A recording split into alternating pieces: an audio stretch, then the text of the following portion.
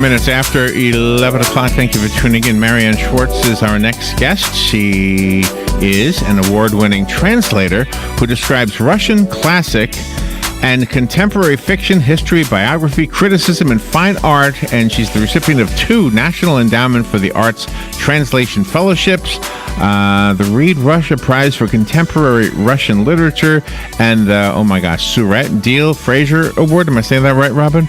From the Texas Institute of Letters.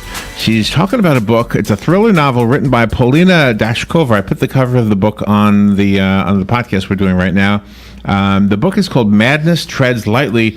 Marian Schwartz, what an honor to have you on the show. Good morning, Marian. It's my great pleasure. This is fun. Where are you? I'm in Austin, Texas. How is it that you became so good at Russian?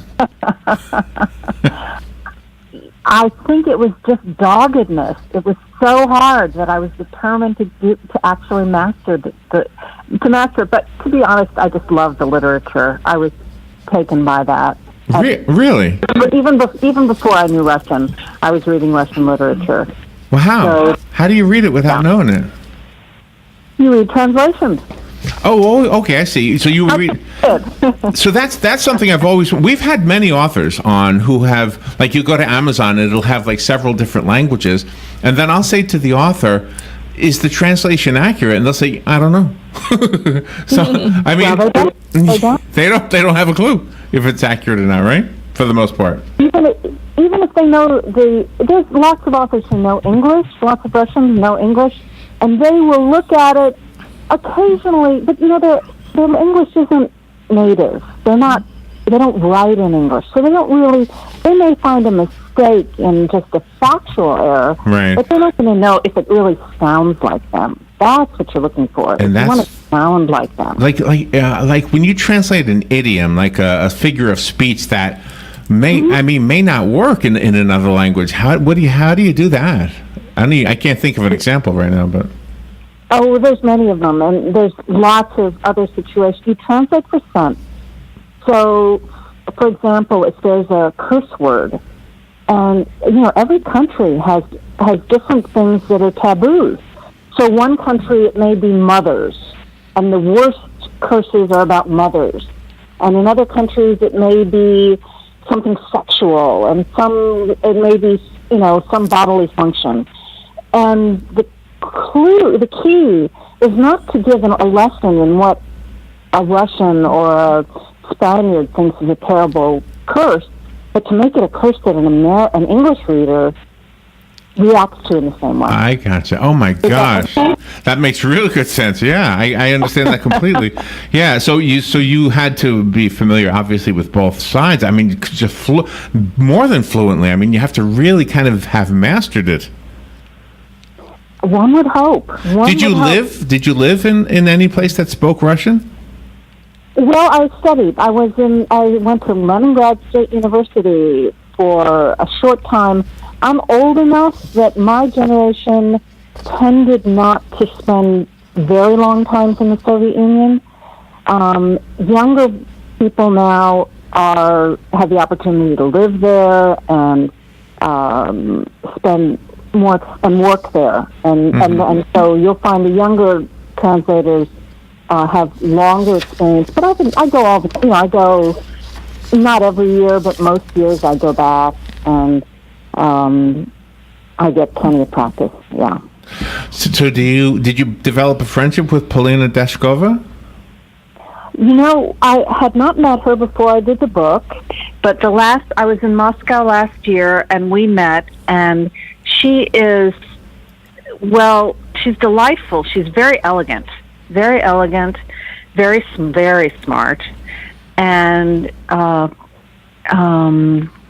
we had a wonderful conversation. I learned she's from an old Moscow family, so she was able to talk about, how Moscow used to be. And it's a very interesting background and sort of historical sense and aesthetic sense. I was thrilled. And this book, we understand, is based on an a real life investigation. How did that sit with you when you were translating it? You had to get the facts totally correct. Well, no, it's not true crime. It's based on a real crime, but it is not. These are fictional characters. It's just not her.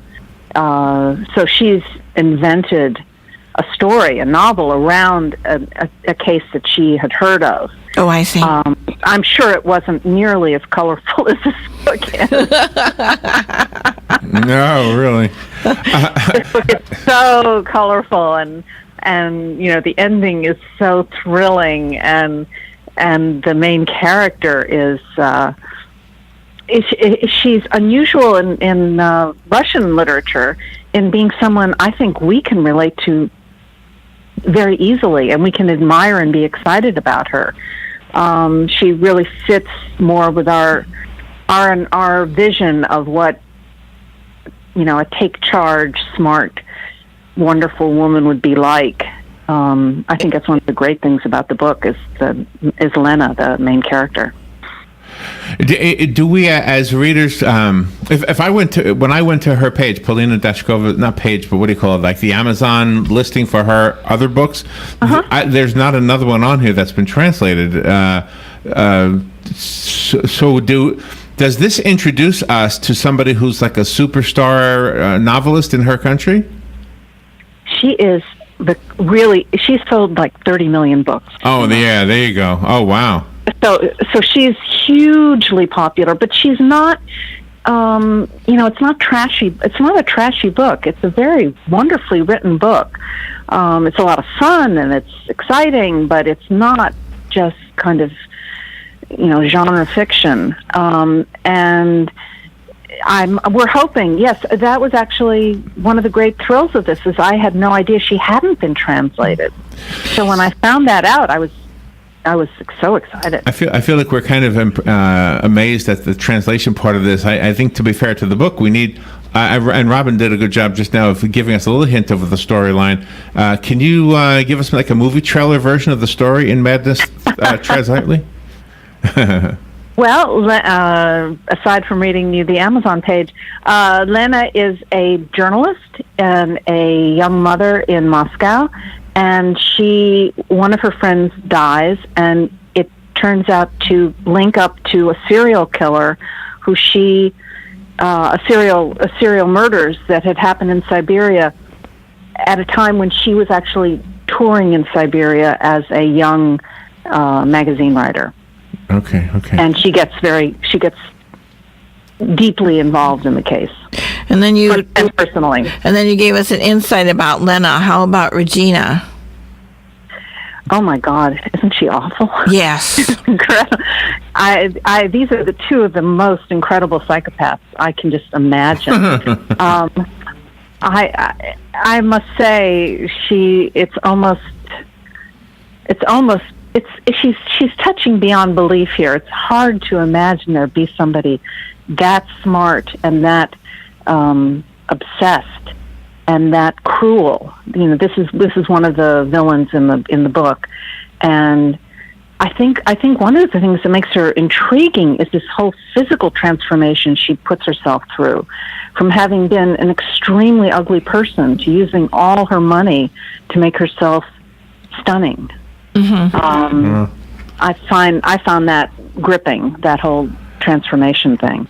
I suppose this is a moot point, but I'm wondering if the movie industry has ever paid attention at all to Polina Dashkova, and will they now pay attention because of your work?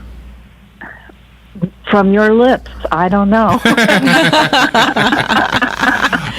Well, I have a copy of the book. If you would like the copy that was sent to me, you are welcome to it. It's called Madnness, Treads Lightly. It's written by Polina Dashkova. Our guest is Marian Schwartz, who did the translation, which is an incredible task, right, in and of itself. So call me if you want the copy I have. I did find that on Amazon. Is there any other website you want to direct us to, Marian? No, Amazon is absolutely the place to go for this. And what's on your website? What's on my website? Yeah. Well, unfortunately, my website is being redesigned at the moment, so nothing very new. But it's got all my books, and it's got everything about me. It's got a biography of me. It's got really anything you'd like to know about the other books I do and have done, and prizes and reviews and things like that. Okay, excellent. I like your website. I visited it. Really? And Oh, thank you. yeah. Oh, I found it. I do like it. Yeah. Oh, I found it. Oh, there it It's is. nice. Oh my gosh. Well done. Impressive. It's going to be even better. It's going to be even better. But it's very impressive. How many languages do you speak? Well, I mostly speak Russian. I speak French as well, and a little bit of Spanish, but I don't translate from those languages. Oh, okay. So this one isn't French, huh? This looks like a French name. They're all Russian? Translated into English. Wow, that's They're all from Russian into English, yes. Wow, you are the go-between for the two countries. You're going to bring the two countries together again. I think so. I think we need a little help with that. Let me give this one away. Good morning. You've got the book. Who's this? Oh my gosh! Thank you so much. You're welcome. Who is this? What a great author. All right, who is this? Gene. Gene, you got the book. It'll be waiting for you. I appreciate the call. Thank you so much. Wow, that's an exciting guy right there. All Yeah. right. Marian Schwartz, thank you for being on the show with us today. My pleasure. Thanks for having me. All right, we'll be right back. Hey, this is Matt Wilkerson from Verizon. You work all day, right? So why would you want to spend your night out shopping for that new phone? Well, Marion County, let me and Verizon help you out. I can deliver to your home or office, saving you precious time. Phone, tablets, internet, home phones, even accessories. Whatever you need, we will deliver free of charge. Call me at the store, 352-528-0020. That's 528-0020. It's that time again. FAFO's Ocala Arts Festival, one of the most beloved events of the community, is coming the 28th and 29th from 10 till 5 in downtown Ocala. 180 artists from around the country, free admission, free children's art projects, free live entertainment on 2 different stages, and free parking, plus a food truck rally at Citizen Circle and food vendors throughout the event. Come one, come all. Ocala's Arts Festival voted 32nd out of 200 of the best festivals in the USA. An unexpected pregnancy can turn a young woman's life upside down. The House of One in Faith in Ocala